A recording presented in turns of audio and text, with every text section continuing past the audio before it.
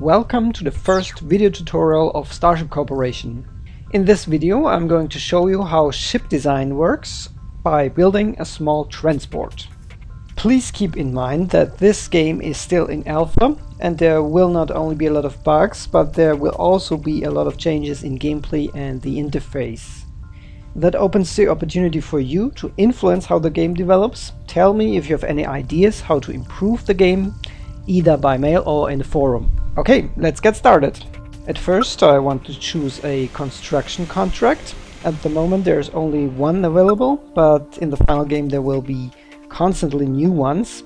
I also want to enable players to create missions for other players so that there will always be new challenges. Then I choose a suitable fuselage, also only one available at the moment, an engine that fits the required range, and we can start the project. The camera can be used the usual way, by moving the mouse to the edge of the screen or by using the arrow keys. In the lower left corner you can see the schematics of the ship's decks. You can change the deck by clicking on it with the left mouse button. You can also change the decks by using the page up and page down keys. In the upper right corner there is information about your design goals, the name of the client, the available budget, how much the fuselage costs, how much profit is remaining, and then the goals that need to be achieved, like the ship's range and the needed fuel supply, cargo room, a minimum of energy supply if specified, the crew's needs of air and water supply, how many crew members of each profession are needed, and if the crew limit is reached or exceeded. In the top left we have a drop-down panel containing either a simple or a detailed view of all the error messages and completed objectives. If you always keep an eye on this, you can easily finish even complex projects. And finally, in the bottom right corner there is the construction menu with tabs for the 6 categories. If one category has several pages, you can switch pages using the arrows on the right, or faster by using the mouse wheel. Every room has information about its energy use or supply, how much crew is needed for its operation, and how much it costs. Okay, let's begin. Most of the rooms are optional, however, every ship needs the core modules: bridge, engine room and computer core. And you can also build only one of each. So, what I want to do now is to make this the lower deck with everything I need for the engine. I select the engine room. Selected rooms can be rotated at 90 degrees by pressing the right mouse button. If rooms can only be built in certain places, like in this case, you will see highlighted areas where you have to place the room. You place it with the left mouse button.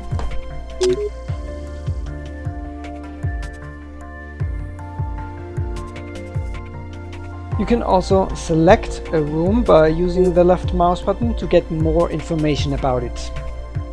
You can get rid of this selection and return to the construction menu simply by using the space key. If you don't like where you built a room, you can remove it with the right mouse button. These were the basics, nothing unusual I think. Well, now I will make sure that there is enough fuel for this cargo ship, selecting the fuel tank. What I don't want to do here is to place the fuel tanks too close to the hull. One random hit or collision and this thing explodes, so I want to avoid that, especially when I want to save money on armor. I put them in the center of the ship. 2, 3 and 4. And this objective is complete. Good, then I will make sure that the crew is able to get there, choosing corridors, a hatch, then a corridor segment, You can use the mouse wheel to quickly switch between rooms, very helpful when you want to try out different sizes.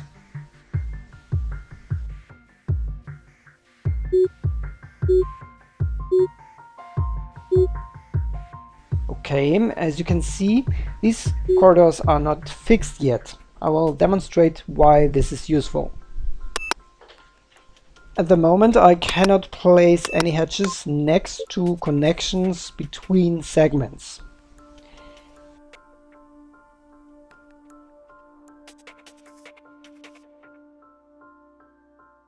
If you want to do this, you can lock these segments with the left mouse button. And now I can place the hatch anywhere I want. However, I cannot delete and replace single segments anymore, like I can do with these. All connected segments will be deleted together. Good, I will connect all the rooms with hatches now. Corridors are not essential to run a starship, but the crew can move much faster in them, and this can be decisive. I also have to decide if all rooms are connected to each other or not. Of course, there's the financial aspect, but many hatches also create a lot of possibility for a hostile boarding team. Too few of them can limit or trap your own crew during emergencies. I need some generators now. All the rooms are still without energy. There's not enough space for a large generator room here, but a medium one will be sufficient, I think.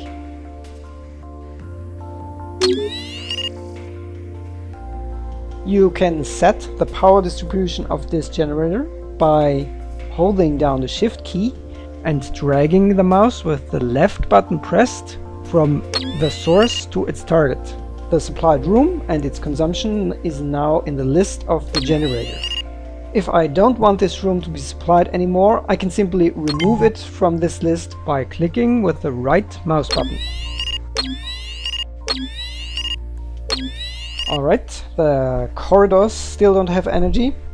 They get their energy collectively by building and connecting a power relay. Every deck has one power relay that distributes the energy from the connected generator to all segments, hatches and elevators on this deck.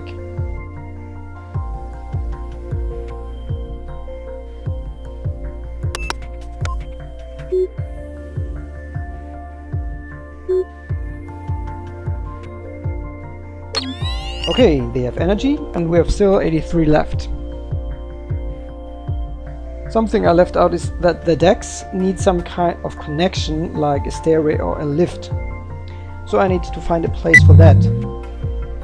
Very good that those corridors are not connected yet, because I will place the lift there.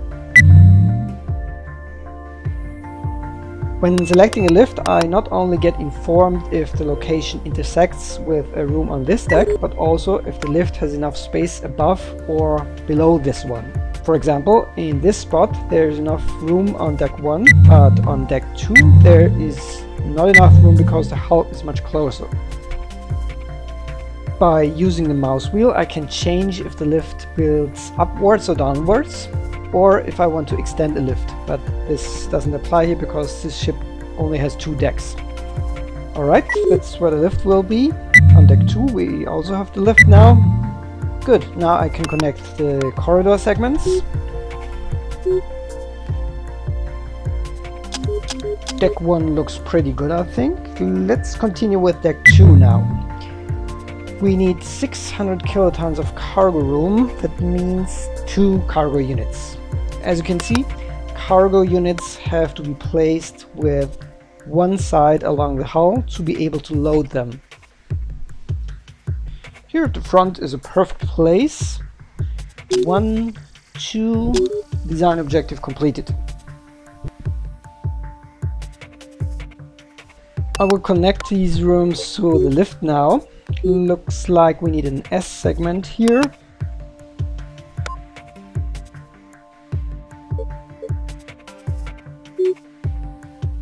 Now it's time to find a good spot for the bridge. Placement of the bridge is delicate because once the bridge is captured or destroyed, the ship is lost. So I don't want to place it too close to the hull, and also not too close to rooms that are vulnerable to boarding. That doesn't work really good here because the cargo units with the outer hedges are a red carpet to any boarding party. But if I want to minimize this problem, I can put more hedges between the cargo units and the bridge later. Now the computer core here, and I have all the essential core modules in place. Okay, as you can see, we need pilots and technicians, so let's begin to construct the crew quarters. I will place the pilots right next to the bridge here, a large one. There's room for a smaller one here. Still one pilot is needed. I put a single cabin right here, captain's cabin, I guess. A few hatches for connections to the bridge and a single access to the bridge. I definitely shouldn't connect the crew quarters to the cargo unit right here. That would be a huge security risk. It's very likely that boarding craft will dock here. Here is a choke point that I can defend pretty good, I think, if necessary. Maybe I have to put a little more hatches here later. Then I will get some energy in here.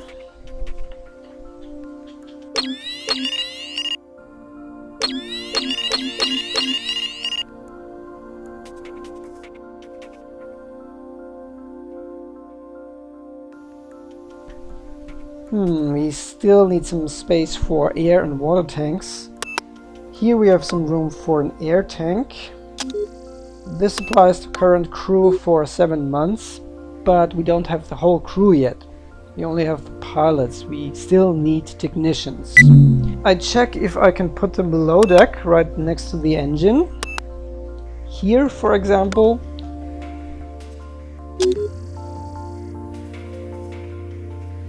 Two are still missing. I need an additional small cabin somewhere in here.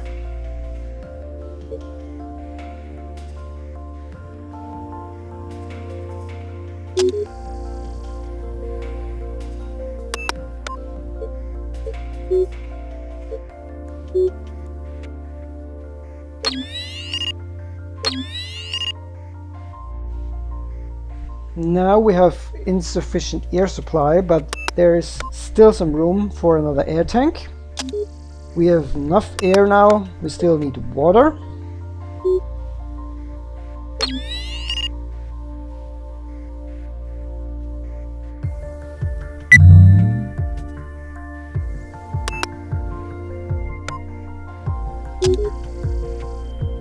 Oh, I forgot that I need a life support system. That doesn't fit here anymore. I'm going to delete this one here and put the life support here instead. The generator at the stern.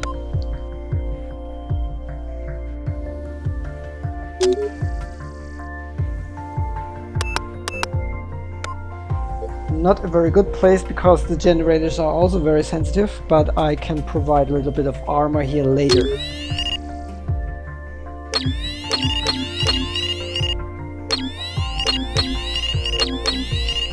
We also need energy for the corridors on this deck. We can connect them now, I think.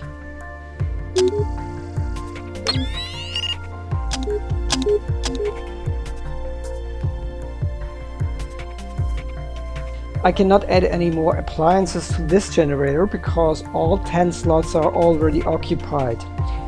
Either I leave one room without energy or I build another generator. I think I want to add some more rooms to this deck anyway, so I will create a small generator.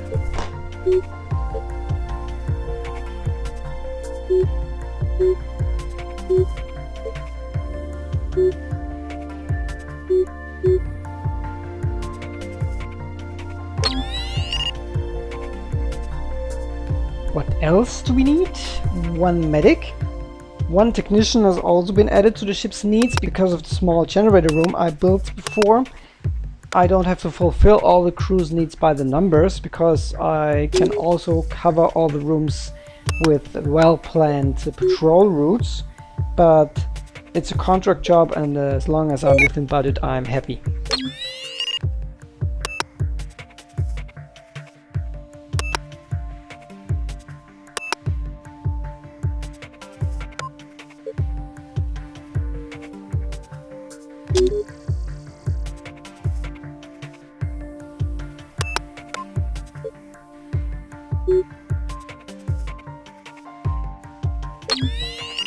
Alright, we have all the crew now, but there's still a problem. A corridor is not sealed.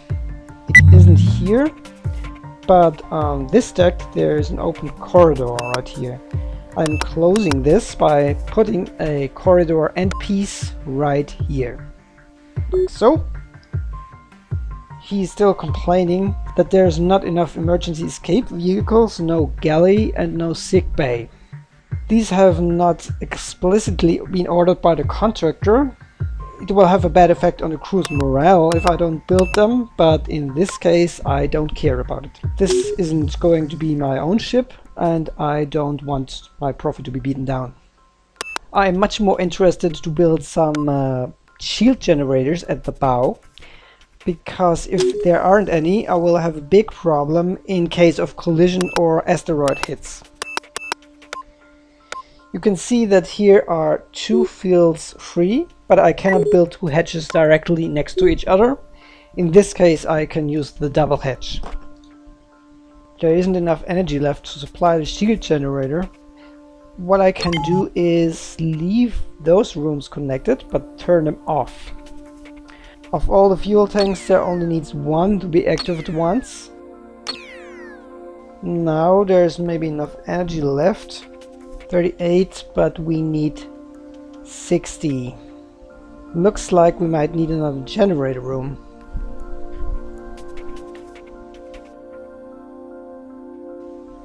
Let's get rid of this. Now a small generator room.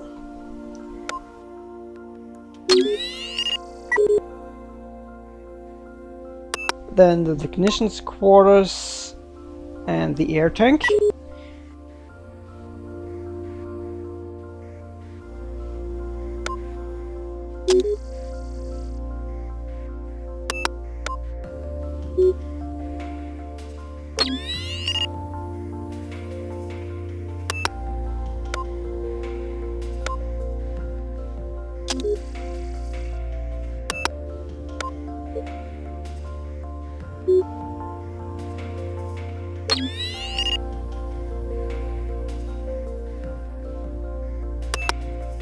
Now we need some space for the power relay. That doesn't fit in here. This has to go.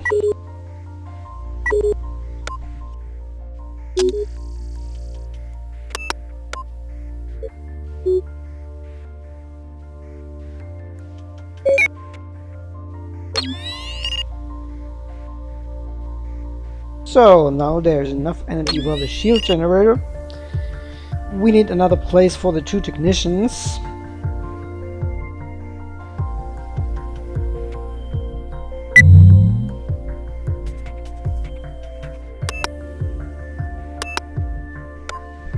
Okay.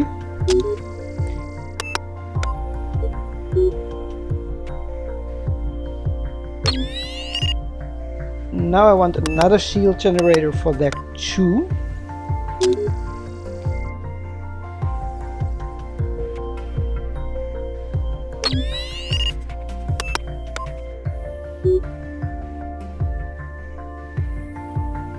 Oops, the budget has been exceeded. Looks like we have to cut down somewhere. I believe I have to get rid of the second generator. We have to do without somehow. There was almost enough energy for the shields anyway.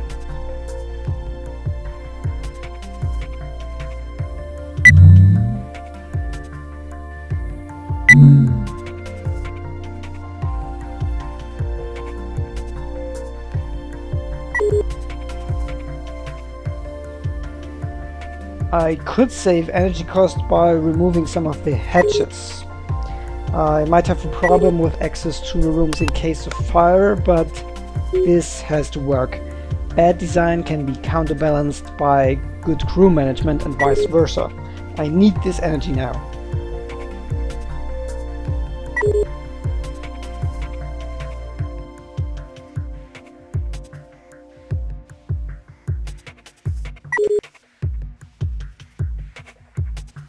So, now I have everything the ship needs for operation, and I have almost 89,000 profit. Not very much, but it's a small ship. Theoretically, I could build some EVs now.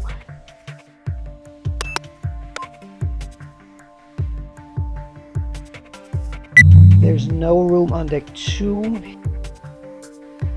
Here there would be some space, but the budget doesn't allow it.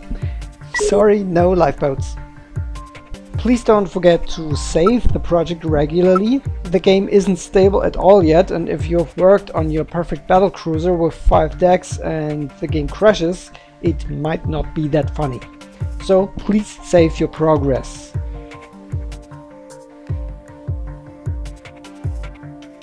I also provide a quick save and a quick load function using the S and L keys, but it still needs to be tested if this is reliable.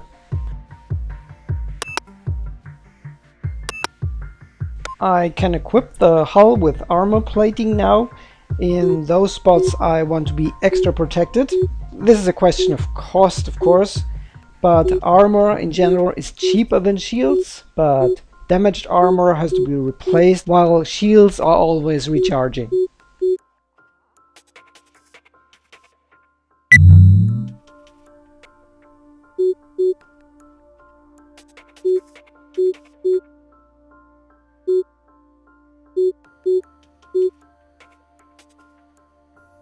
Alright, finally I can export this design for the use as a ship class and to train the crew and the AI with it. Everything is in order, those error messages were to be expected, and I can ignore them. Done. How well my ship is performing now during standard operation and how good the crew can manage emergencies in this design, you can see in the next tutorial featuring the basics of crew management. See ya! Objective